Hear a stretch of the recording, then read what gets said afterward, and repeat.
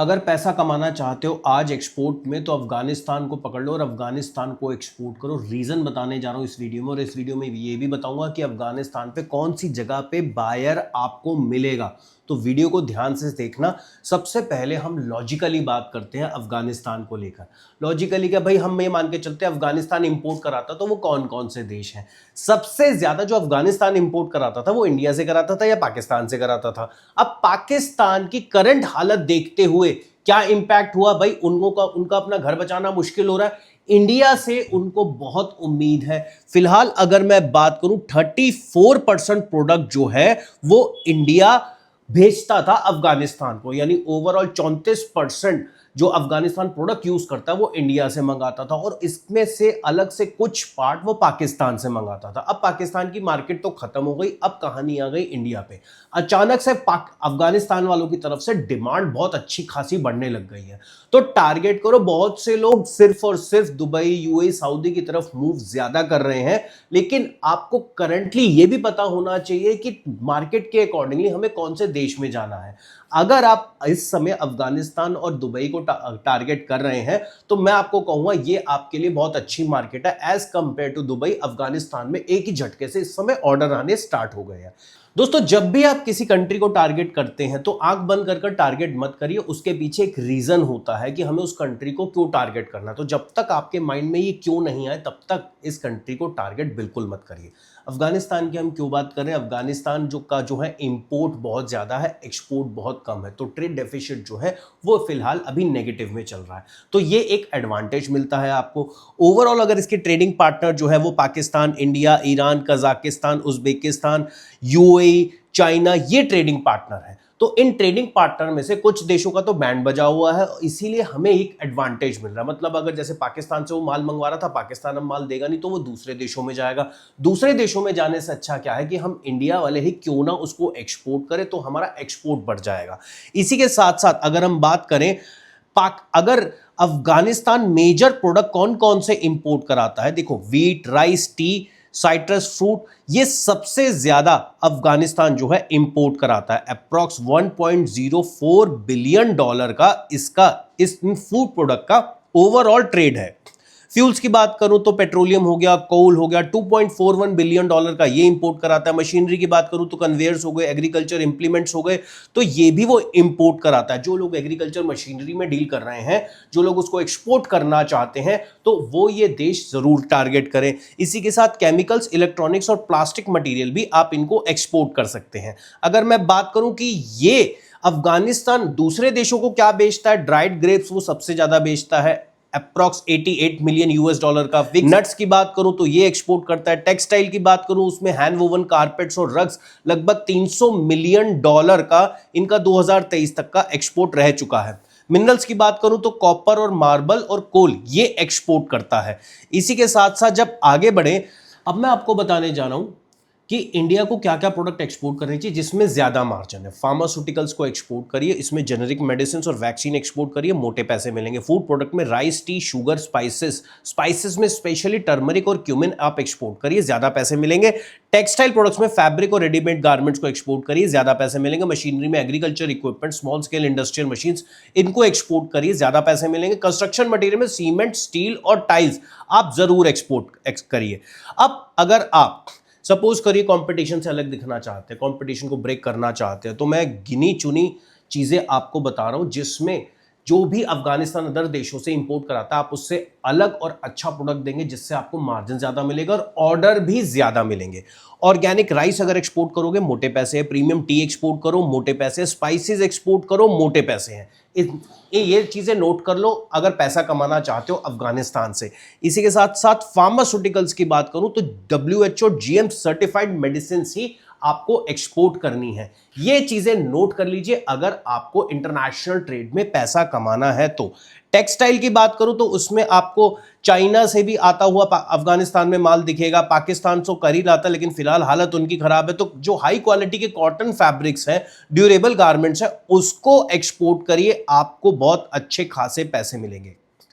Low maintenance agriculture machinery और equipment आप export करिए अफगानिस्तान को। पैसे मिल जाएंगे।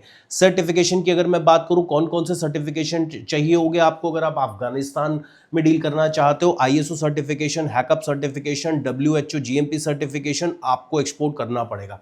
एक चीज और मैं आपको बताना चाहता हूं, जब भी आप कोई प्रोडक्ट एक्सपोर्ट करें उसमें मेक इन इंडिया का आप बिल्कुल खुद बना के अगर एक्सपोर्ट करेंगे, जितने मैन्युफैक्चरर हैं अगर वो भी देख रहे हैं तो मेक इन इंडिया का लोगो डाल के आप जरूर एक्सपोर्ट करिए। इससे क्या होता है, मार्केट में आपकी पब्लिसिटी होगी और आपकी ब्रांड की इमेज बहुत ही अच्छी बनेगी इंटरनेशनल मार्केट में।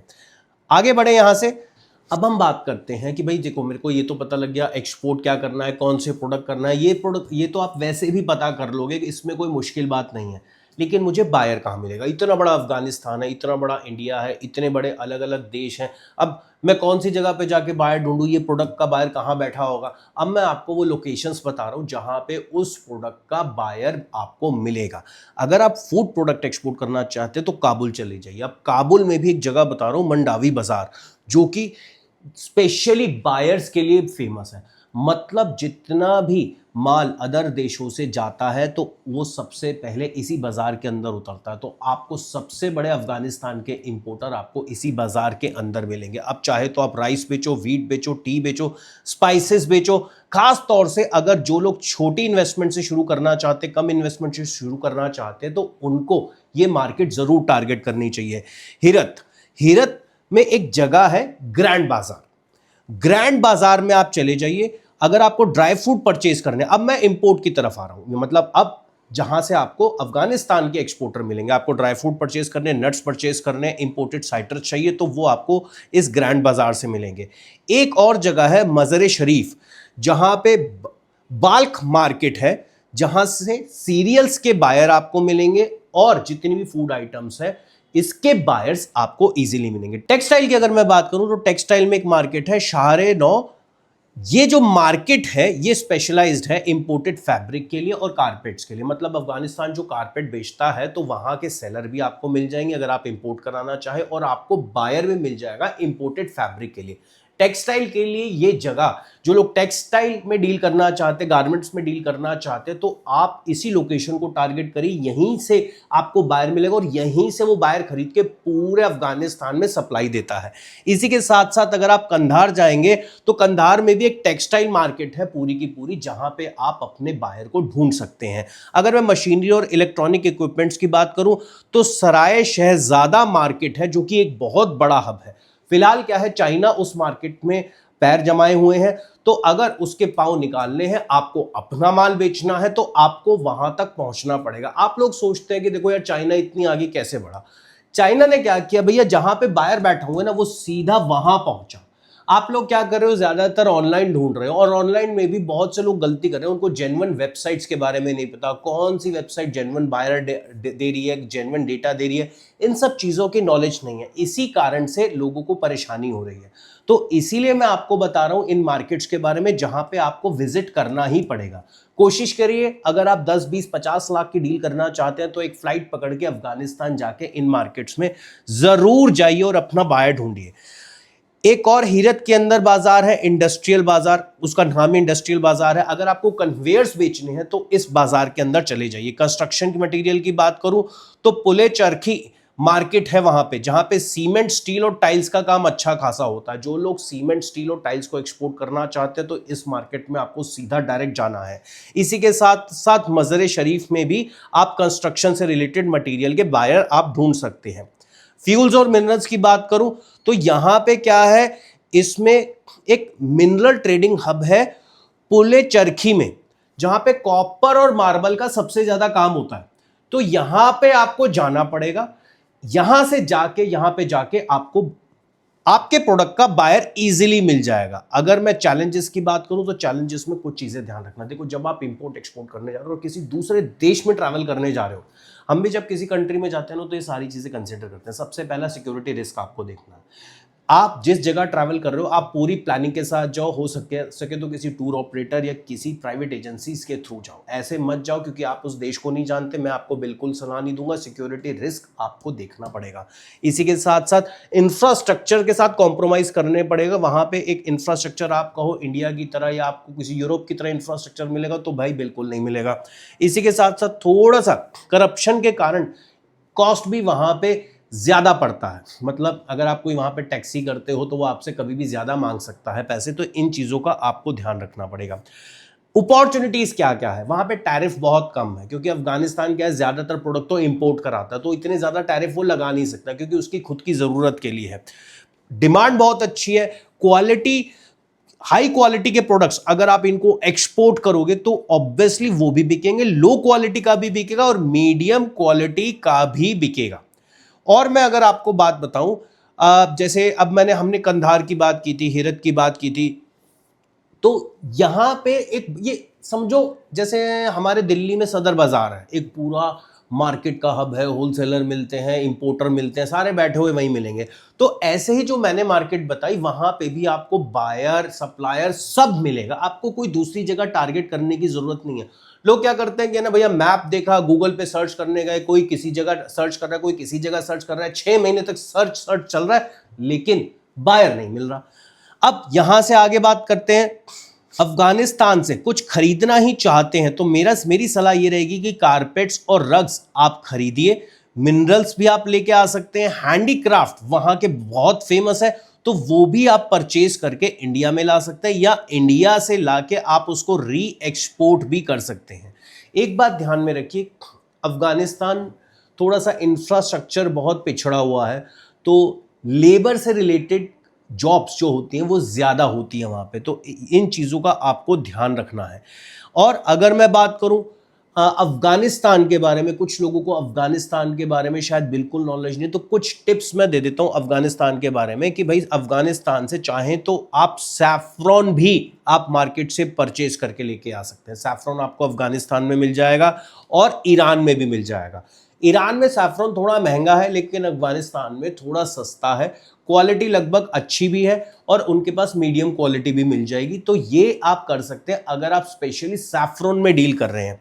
इसी के साथ साथ कारपेट्स की उनकी मार्केट बहुत अच्छी है, वर्ल्ड वाइड उनके कारपेट्स बिकते हैं, तो अगर आप इंपोर्ट करके इंडिया में भी कारपेट्स बेचना चाहें तो अलग डिजाइन है, उनकी स्किल्स अलग है, तो ये एक एडवांटेज आपको मिल सकता है।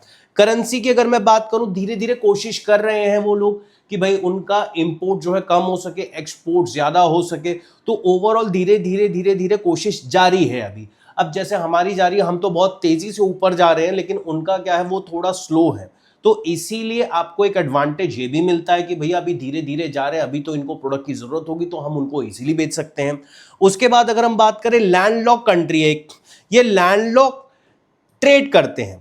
अब ज्यादातर ये ट्रेड करते थे पाकिस्तानी पोर्ट से, बट जो हालत फिलहाल इस समय पाकिस्तानी पोर्ट की हो चुकी है उससे आप सब लोग जानते ही हैं इसके बारे में। इसी के साथ साथ हिस्टोरिकल कॉटन हब अफगानिस्तान रह चुका है। एक जमाना था जब ग्लोबल लीडर हुआ करता था अफगानिस्तान कॉटन के मामले में।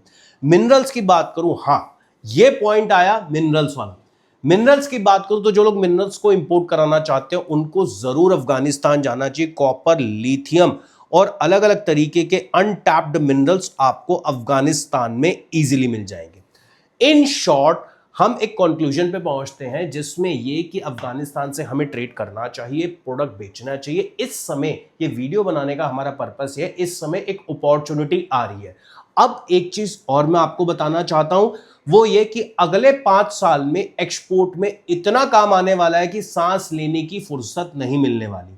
तो जो लोग अभी से एंटर कर जाएंगे उनको तो फायदा रहेगा, जो लोग सोचेंगे 6 महीने बाद, साल भर बाद या चल यार बाद में देख लेंगे, तो भाई एक बात याद रखो, आज से 20-30 साल पहले जिन्होंने प्रॉपर्टी में इन्वेस्ट किया था वो आज करोड़पति है, राजा है। जिन्होंने कहा नहीं यार प्रॉपर्टी धीरे धीरे करके तेज हो रही है, अभी गिरेगी गिरेगी गिरेगी, वो बैठे हुए हैं। सेम चीज 20 साल पहले का गोल्ड का रेट निकाल लो और आज का गोल्ड का रेट निकाल लो, 5 साल पहले का गोल्ड का रेट निकाल लो, आज का गोल्ड का रेट निकाल लो। तो आप लोग अगर ज्यादा सोचोगे तो फिर भाई देखो आप सोचते ही रह जाओगे और गाड़ी आगे निकल जाएगी। 5 साल के अंदर मेरे जैसा बंदा तो मार्केट कैप्चर कर जाएगा, किसी को आने ही नहीं देगा। तो यही राइट टाइम है एंटर करने का।